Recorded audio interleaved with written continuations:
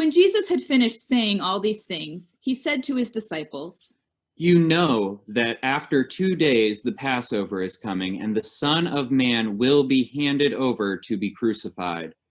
Then the chief priests and the elders of the people gathered in the palace of the high priest, who was called Caiaphas, and they conspired to arrest Jesus by stealth and kill him. But they said, "Not during the festival, or there may be a riot among the people." Now, while Jesus was at Bethany in the house of Simon the leper, a woman came to him with an alabaster jar of very costly ointment, and she poured it on his head as he sat at the table. But when the disciples saw it, they were angry and said, "Why this waste? For this ointment could have been sold for a large sum, and the money given to the poor." But Jesus, aware of this, said to them, "Why do you trouble the woman?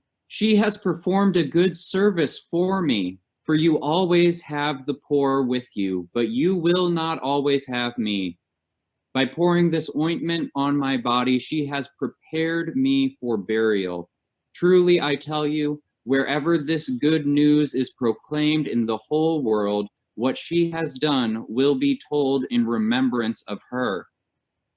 Then one of the 12, who was called Judas Iscariot, went to the chief priests and said, "What will you give me if I betray him to you?" They paid him 30 pieces of silver. And from that moment, he began to look for an opportunity to betray Jesus. On the first day of unleavened bread, the disciples came to Jesus, saying, "Where do you want us to make the preparations for you to eat the Passover?" "Go into the city to a certain man and say to him, 'The teacher says, my time is near. I will keep the Passover at your house with my disciples.'" So the disciples did as Jesus had directed them, and they prepared the Passover meal. When it was evening, he took his place with the 12, and while they were eating, he said, "Truly I tell you, one of you will betray me." And they became greatly distressed and began to say to him, one after another, "Surely not I, Lord." "The one who has dipped his hand into the bowl with me will betray me. The Son of Man goes as it is written of him, but woe to the one by whom the Son of Man is betrayed. It would have been better for that one not to have been born." Judas, who betrayed him, said, "Surely not I, Rabbi." "You have said so." While they were eating, Jesus took a loaf of bread, and after blessing it, he broke it, gave it to the disciples, and said, "Take, eat. This is my body." Then he took a cup, and after giving thanks, he gave it to them, saying, "Drink from it, all of you, for this is my blood of the covenant, which is poured out for many for the forgiveness of sins. I tell you, I will never again drink of the fruit of the vine until that day when I drink it new with you in my Father's kingdom." When they had sung the hymn, they went out to the Mount of Olives. Then Jesus said to them, "You will all become deserters because of me this night, for it is written, 'I will strike the shepherd, and the sheep of the flock will be scattered.' But after I am raised up, I will go ahead of you to Galilee." Peter said to him, "Though all become deserters because of you, I will never desert you." "Truly I tell you, this very night, before the cock crows, you will deny me 3 times." "Even though I must die with you, I will not deny you."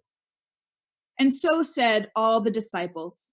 Then Jesus went with them to a place called Gethsemane, and he said to his disciples, "Sit here while I go over there and pray." He took with him Peter and the 2 sons of Zebedee, and they began to be grieved and agitated. Then he said to them, "I am deeply grieved, even to death. Remain here and stay awake with me." And going a little farther, he threw himself on the ground and prayed, "My Father, if it is possible, let this cup pass from me. Yet not what I want, but what you want." Then he came to the disciples and found them sleeping. And he said to Peter, "So could you not stay awake with me 1 hour? Stay awake and pray that you may not come into the time of trial. The spirit indeed is willing, but the flesh is weak. Again, he went away for the second time and prayed, My Father, if this cannot pass unless I drink it, your will be done.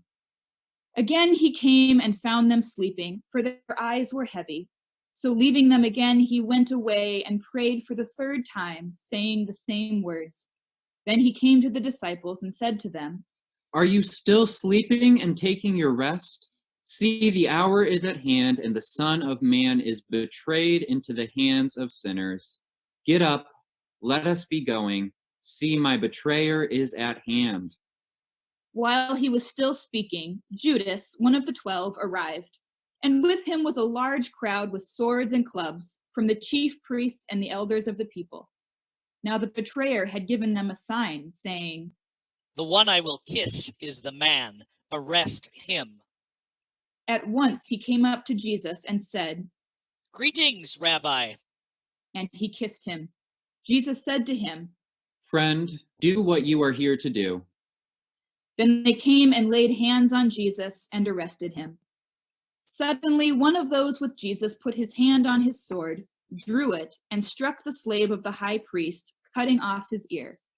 Then Jesus said to him, Put your sword back into its place, for all who take the sword will perish by the sword. Do you think that I cannot appeal to my Father, and he will at once send me more than 12 legions of angels? But how then would the scriptures be fulfilled, which say it must happen in this way? At that hour, Jesus said to the crowds, Have you come out with swords and clubs to arrest me as though I were a bandit? Day after day I sat in the temple teaching, and you did not arrest me. But all this has taken place so that the scriptures of the prophets may be fulfilled. Then all the disciples deserted him and fled. Those who had arrested Jesus took him to Caiaphas, the high priest, in whose house the scribes and the elders had gathered. But Peter was following him at a distance, as far as the courtyard of the high priest. Going inside, he sat with the guards in order to see how this would end. Now the chief priests and the whole council were looking for false testimony against Jesus so that they might put him to death. But they found none, though many false witnesses came forward. At last 2 came forward and said, This fellow said, I am able to destroy the temple of God and build it in 3 days. Then the high priest stood up and said, Have you no answer? What is it that they testify against you? But Jesus was silent. I put you under oath before the living God. Tell us if you are the Messiah, the Son of God. You have said so, but I tell you, from now on you will see the Son of Man seated at the right hand of power and coming on the clouds of heaven. Then the high priest tore his clothes and said, He has blasphemed. Why do we still need witnesses? You have heard his blasphemy. What is your verdict? He deserves death. Then they spat in his face and struck him, and some slapped him, saying, Prophesy to us, you Messiah. Who is it that struck you? Now Peter was sitting outside in the courtyard. A servant girl came to him and said, You also were with Jesus the Galilean. but he denied it before all of them, saying, I do not know what you are talking about. When he went out to the porch, another servant girl saw him, and she said to the bystanders, This man was with Jesus of Nazareth. Again, he denied it with an oath. I do not know the man. After a little while, the bystanders came up and said to Peter, Certainly you are also one of them, for your accent betrays you. Then he began to curse, and he swore an oath. I do not know the man. At that moment, the cock crowed. Then Peter remembered what Jesus had said, Before the cock crows, you will deny me 3 times. And he went out and wept bitterly. When morning came, all the chief priests and the elders of the people conferred together against Jesus in order to bring about his death. They bound him, led him away, and handed him over to Pilate the governor. When Judas, his betrayer, saw that Jesus was condemned, he repented and brought back the 30 pieces of silver to the chief priests and the elders. He said, I have sinned by betraying innocent blood. What is that to us? See to it yourself. Throwing down the pieces of silver in the temple, he departed, and he went and hanged himself. But the chief priests, taking the pieces of silver, said, It is not lawful to put them into the treasury, since they are blood money. After conferring together, they used them to buy the potter's field as a place to bury foreigners. For this reason, that field has been called the Field of Blood to this day. Then was fulfilled what had been spoken through the prophet Jeremiah. And they took the 30 pieces of silver, the price of the one on whom a price had been set, on whom some of the people of Israel had set a price, and they gave them for the potter's field, as the Lord commanded me. Now Jesus stood before the governor, and the governor asked him, Are you the king of the Jews? You say so. But when he was accused by the chief priests and elders, he did not answer. Then Pilate said to him, Do you not hear how many accusations they make against you? But he gave him no answer, not even to a single charge, so that the governor was greatly amazed. Now at the festival, the governor was accustomed to release a prisoner for the crowd, anyone whom they wanted. At that time, they had a notorious prisoner called Jesus Barabbas. So after they had gathered, Pilate said to them, Whom do you want me to release for you? Jesus Barabbas, or Jesus who is called the Messiah? For he realized that it was out of jealousy that they had handed him over. While he was sitting on the judgment seat, his wife sent word to him, Have nothing to do with that innocent man, for today I have suffered a great deal because of a dream about him. Now the chief priests and the elders persuaded the crowds to ask for Barabbas and to have Jesus killed. The governor again said to them, Which of the two do you want me to release for you? Barabbas. Then what should I do with Jesus, who is called the Messiah? Let him be crucified. Why? What evil has he done? But they shouted all the more. Let him be crucified. So when Pilate saw that he could do nothing, but rather that a riot was beginning, he took some water and washed his hands before the crowd, saying, I am innocent of this man's blood. See to it yourselves. Then the people as a whole answered, His blood be on us and on our children. So he released Barabbas for them, and after flogging Jesus, he handed him over to be crucified.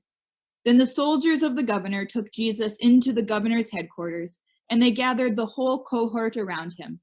They stripped him and put a scarlet robe on him, and after twisting some thorns into a crown, they put it on his head. They put a reed in his right hand and knelt before him and mocked him, saying, Hail, King of the Jews!